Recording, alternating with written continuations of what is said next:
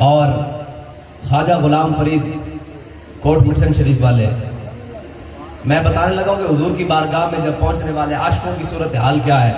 خواجہ غلام فرید جب حج پر جا رہے نا تو رستے میں ڈاکو پڑ گئے۔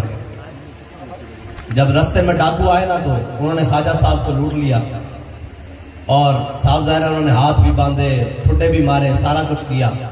تو خواجہ صاحب نے کہا بھائی اب تم نے ہمارا سامان رسد سارا کچھ لے لیا ہے، جو کچھ پاس تھا زادے راہ وہ بھی لے لیا ہے، تو اب ہمیں یہ بتاؤ کہ تم تو یہ سارے رستوں سے واقف ہو، یہ بتاؤ کہ مدینہ پاک شارٹ کٹ رستہ کون سا جاتا ہے؟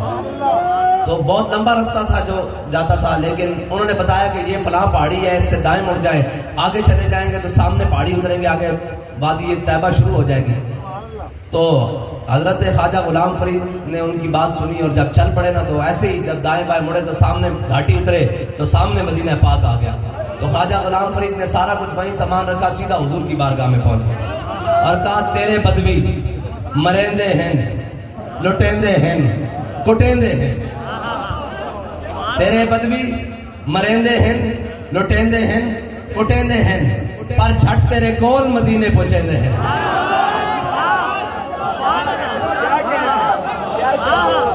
عاشق جو ہے نا، عاشق یہ ہر بات میں لذت لیتے ہیں جی۔ اس کی لذت لینے کا یہ مثال ہے کہ جب امیر المجاہدین کو اتارا گیا نا سیڑھیوں سے تو گھسیٹ کر لے کے جا رہے ہیں، تو وہ پریشان آگے پیچھے، جناب بچو ہٹو، تو بابا جی مسکرا رہے ہیں۔ انہوں نے کہا جناب رضوی صاحب آپ کیوں مسکراتے ہیں؟ فرمایا جنہ واسطے تسی میں گھسیٹ رہے ہو وہ تو تانوں نہیں ویکھ رہا ہے، جنہ مالکہ واسطے میں گھسیٹا جا رہا ہوں میں ویکھ رہا ہے۔ اور عاشق جو ہے نا وہ ہر بات میں لذت لیتے ہیں، لیکن کیسی احتیاط سے لذت ہمارے امام نے لی ہے۔ جب ہمارے امام پہنچے نا حضور کی جالیوں کے سامنے اور سامنے نظر پڑی ہیں جی، تو پھر کہنے لگے پیش نظر وہ نو بہار۔ یہ ہے عاشقوں کی لذت لینے کا مزہ، گل بھی پوری کر دیتی، اپنا اندر بھی کھول دیتا، لیکن گل جائیں بائیں تھڑکن نہیں دیتی۔ یہ ہے عاشقوں کی مثال، گل بھی پوری کر دیتی، سمجھنے والے سمجھتے ان کی کیا، لیکن تھڑکن بھی نہیں دیتا۔ ہاں جی بھریا اس کا جان گے جس کا توڑ چڑھیا۔ ہاں جی اعلیٰ حضرت نے کی کیا، اے ہے عاشق لذت لین دیتے، تو پوری گل آئی ہے سامنے، کیا پیش نظر وہ نو بہار اور دل ہے سجدے کو بے قرار، اپنی بے قراری دس دیتی۔ بھائی میں کتنے پہنچا کھڑے، بھائی احمد رضا کیڑے مقام سے پہنچا کھڑے، کیا پیش نظر وہ نو بہار، سجدے کو دل ہے روکیے، سر کو روکیے، ہاں یہی تو امتحان ہے۔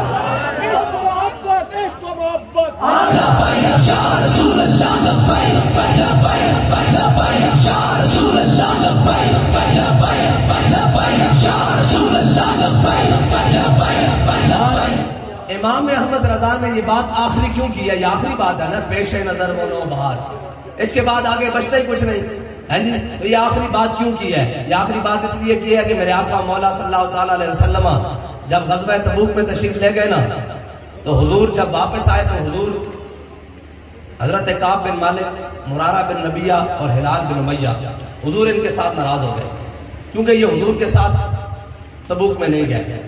آج لوگ ہمیں کہتے ہیں کہ جناب آپ ان کے خلاف کیوں باتیں کرتے ہیں؟ میں نے کہا یہ حضور کی سنت ہے، جو میدان میں نہ نکلے اس سے ناراض ہونا، یہ حضور کی سنت ہے۔ اور یہ ہمارے شاہ صاحب زادے پڑھ رہے تھے تو میں اس کی جناب آگے تشریح کر دوں، انہوں نے بڑا خوبصورت بیان فرمایا۔ تو یہ پڑھ رہے تھے تو حضرت کعب بن مالک حضور کی بارگاہ میں آ گئے۔ حضور نے فرمایا کعب کیوں نہیں آئے تم تبوک؟ کہا یا رسول اللہ بڑی گلاں آندیاں، میں بڑا شاعر بھی ہاں، بڑا منہ ترنا گل باز بھی ہاں، لیکن تیرے آگے ہیں یوں دبے لچے فسہا رب کے۔ کہ یا رسول اللہ بڑی گلاں آندیاں لیکن تواڈے نال کوئی گل نہیں، سچی گل ہے، سستی ہو گئی۔ حضور نے فرمایا اٹھ جاؤ، تواڈا فیصلہ اللہ کرے گا۔ اعلیٰ حضرت نے آخری بات کیوں کی؟ صحابہ کی سنت ہے۔ ایک دن میرے آقا مولا صلی اللہ تعالیٰ علیہ وسلم نے اپنے غلام حضرت بلال کو بھیجا، ہاں جی حضرت بلال کو بھیجا حضور نے، فرمایا بلال جاؤ کعب بن مالک کے دروازے پر دستک دو، مرارہ بن ربیعہ کے دروازے پر دستک دو، اور ہلال بن امیہ کے دروازے پر دستک دو، اور جا کر ان سے کہو کہ اپنی بیویاں میکے بھیج دیں، اپنی بیویاں گھروں سے بھیج دیں، اپنے میکے بھیج دیں۔ اب یہ ہے آخری بات کرنا حضور کی بارگاہ میں، عاشقوں کا اپنا اپنا انداز ہوتا ہے. جب حضرت کعب بن مالک کا دروازہ کھٹکھٹانا تو لب کے دروازے کی طرف ہو سکتا ہے کوئی جاں فضا بات آئی ہو, کہ ہو سکتا ہے حضور کی در سے معافی آئی ہو. جب دیکھا تو بلال کھڑے اور خوش ہوئے اور کہا, حضرت بلال نے کہا حضور فرماتے ہیں اپنی بیویاں میں کے بھیج دو. تو حضور کی یہ بات سن کر پریشان نہیں ہوئے اور خوش ہوئے. کہا بلال پوچھ کر آؤ حضور سے کہ طلاقیں دے کے بھیجنی ہے یا ویسے ہی بھیجنی ہے. نہ اس دھرتی پیدا کیتا ہے نہ جان نہ سارا مرگا. یہ ہے حضور کی بارگاہ میں آخری بات کر دینے. کیا مالکاں کو پوچھو یہ رکھیے تھوڑے نام دے ہوئی تسی دسو انہوں نے ہونے بھیجنا یا ایویں بھیجنا یا طلاقہ دے کے بھیجنا. حضرت بلال دوڑے حضور کی بارگاہ میں, کیا یا رسول اللہ کعب عرض کر دیں کہ طلاقہ دے کے بھیجنا یا ایویں. حضور نے فرمایا نہیں نہیں نہیں ویسے ہی بھیجنی ہے, ویسے طلاقہ دے کے نہیں بھیجنی ہے.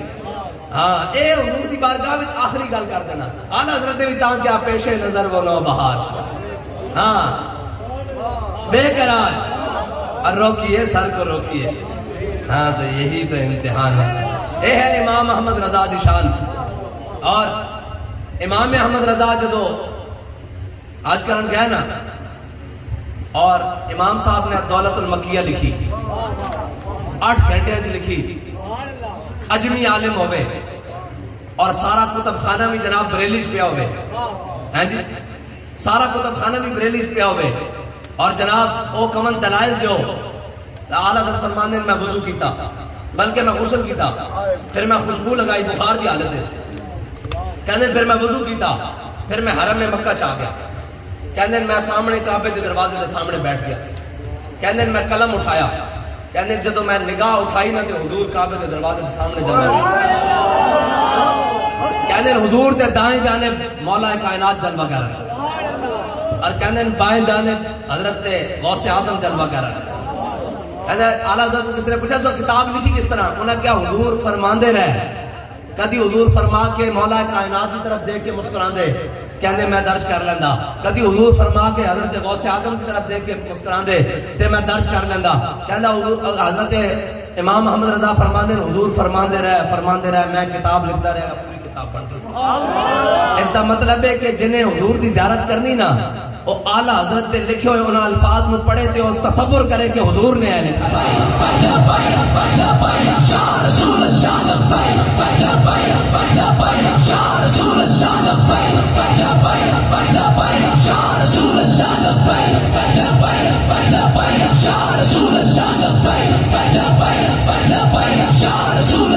کیونکہ اس قلم دے اندر جڑا کرتاس اتریا وہ اعلیٰ حضرت نے اتاریا, اور اعلیٰ حضرت کی آنکھ جو دیکھ رہی تو پھر اعلیٰ حضرت دیکھیں کہ اس کو دیکھا یہ موسیٰ سے پوچھے کوئی.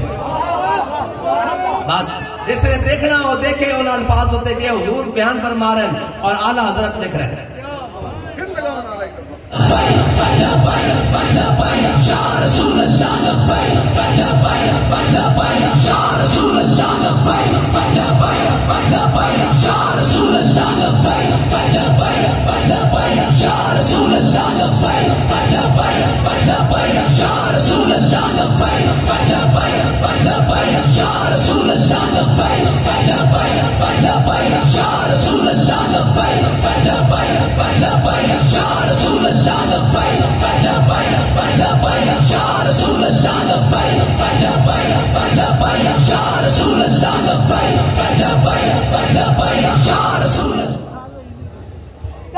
اور امام اہل سنت کی شان یہ ہے کہ دین و دنیا کا کوئی ایسا مسئلہ نہیں ہے جس پر